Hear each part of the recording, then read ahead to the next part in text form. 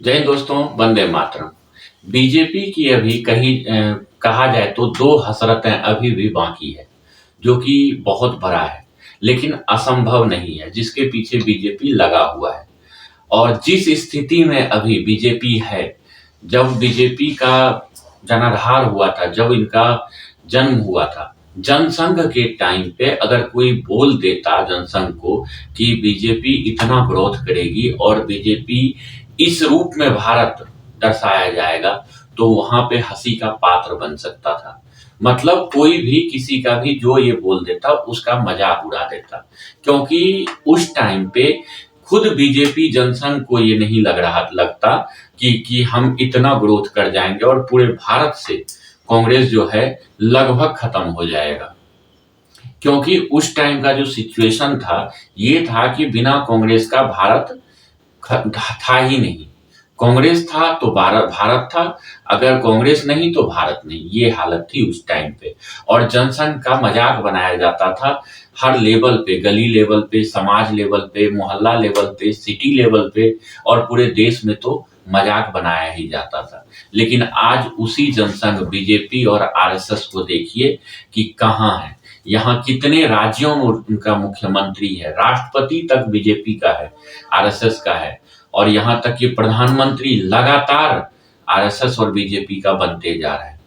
जहां तक मैं बात कर रहा हूँ दो ख्वाहिशों का, मैं वहां पे बंगाल और बिहार की बात कर रहा हूँ। मैं तमिलनाडु नहीं जाऊंगा और ना ही मैं केरला जाऊंगा। क्यों? क्योंकि अगर मैं दक्षिण साइड को लेता हूँ तो वहां पे ऑलरेडी कर्नाटक के अंदर सरकार बना चुकी है, कई बार सत्ता में आ चुका है बीजेपी, अभी नहीं है लेकिन आ चुका है। और तमिलनाडु और केरला का वो स्थिति नहीं है जो कि अभी बंगाल का है। तो बंगाल और बिहार जो है इसके लिए बहुत ही जरूरत है। अब आप कहोगे कि बिहार क्यों? बिहार में तो आज 15 साल से ऊपर हो गया, 20 साल लगभग हो गया कि बीजेपी की सरकार है वहां पे। बीजेपी की सरकार नहीं है वहां पे, एनडीए की सरकार है, मिली जुली सरकार है, जिसका कि मुख्यमंत्री परमानेंट नीतीश कुमार कब्जाधारी है। जब चाहता है दूसरी तरफ चला जाता है, जब चाहता है इस तरफ आ जाता है। इसलिए ये बीजेपी चाहेगा कि हमारी सरकार हो और हमारा मुख्यमंत्री वहां पे हो। हाँ, उन्होंने आधिकारिक तौर पे जो है ये घोषणा कर दिया कि अगला सीएम भी नीतीश कुमार ही होगा। लेकिन अगर बीजेपी का संख्या जो है विधायक का ज्यादा आ जाता है, तो उन्हें ये भी लेट नहीं लगेगा कि नीतीश कुमार अब आप साइड होइए या केंद्र में आ जाइए, या राज्यपाल या उपराष्ट्रपति में आ जाइए और यहाँ पे मुख्यमंत्री अब बीजेपी का बनने दीजिए। सेम कहानी अब बंगाल का मैं बताता हूँ। बंगाल में क्या हो रहा है कि वहां पे हिंदुओं को एकजुट करने की कोशिश किया जा रहा है। वहां पे एक नारा दिया जा रहा है बीजेपी के द्वारा कि हिंदू हिंदू भाई भाई। क्योंकि वहां पे पिछले जब चुनाव हुआ था, बीजेपी के काफी कार्यकर्ता को मार दिया गया था वहां पे, और बीजेपी कुछ नहीं कर पाया था। वहां पे ये चीज का आक्रोश है। उस आक्रोश को भुलाने के लिए बीजेपी ने ये नारा दिया है और शुभेंदु अधिकारी के अध्यक्ष पद के पे होते हुए अपना अहम रोल निभा रहा है। वहां पे अब बीजेपी की ये स्ट्रेटजी है कि अगले रामनामी जो आ रहा है उसमें लगभग 20,000 जगह पे शोभा यात्रा निकालने की कोशिश में है बीजेपी। हाँ, इनको भी पता है कि इतना सहूलियत से वहां शोभा यात्रा नहीं निकल सकता, क्योंकि ममता बनर्जी जो है कोई ना कोई कारण से वहां पे इजाजत नहीं देगा शोभा यात्रा निकालने का। लेकिन शुभेंदु अधिकारी जो है बीजेपी से, जिन्होंने कि पिछले बार ममता बनर्जी को उन्हीं की विधानसभा क्षेत्र से हराया था, उनका कहना है कि इजाजत मिले चाहे ना मिले, शोभा यात्रा तो निकलेगा ही निकलेगा।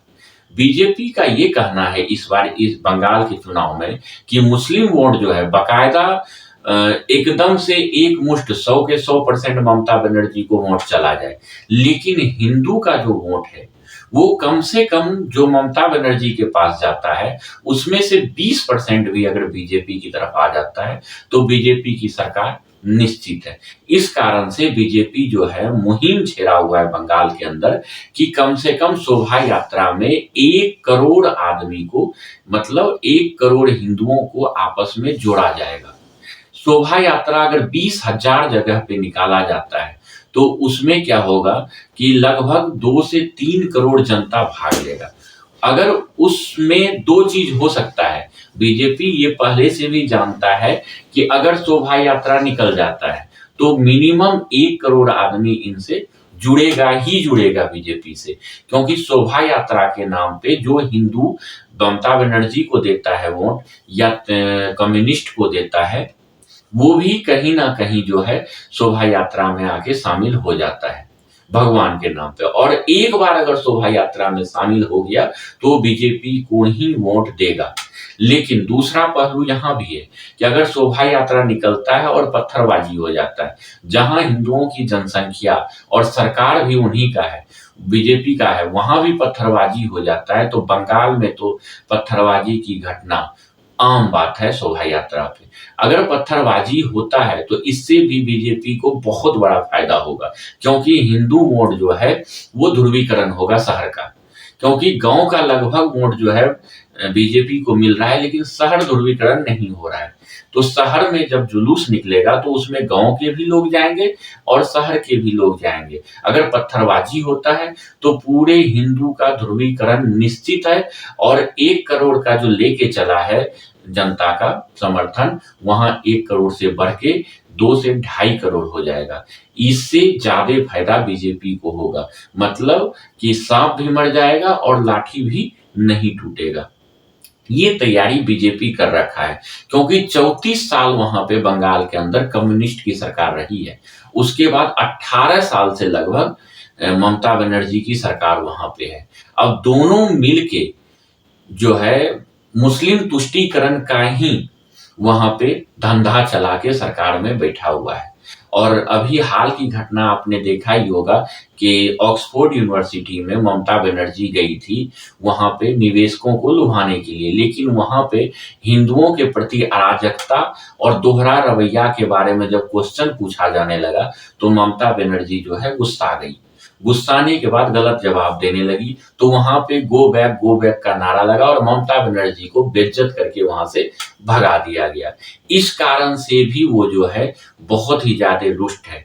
तो वो एक तरफ देख रही है मुस्लिम तुष्टीकरण की तरफ। अगर इस चीज में शोभा यात्रा 20,000 जगह निकलता है तो बीजेपी को फायदा के साथ साथ इस बार सरकार जो है बीजेपी का बंगाल के अंदर निश्चित है।